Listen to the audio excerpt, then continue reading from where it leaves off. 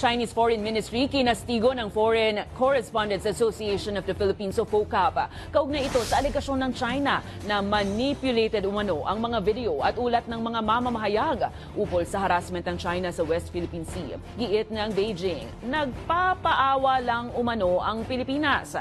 Buwelta naman ng FOCAP, malaking insulto ang pahayag ng China sa integridad ng mga mamamahayag at isa itong panunupil sa freedom of the press.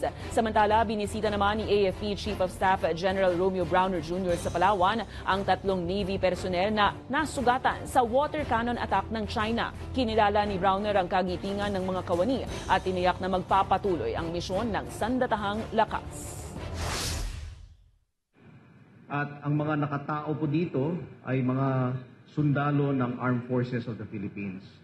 So it is our duty to continue bringing supplies to them, to sustain them in their operations, and to make sure that their morale, their welfare, is taken care of.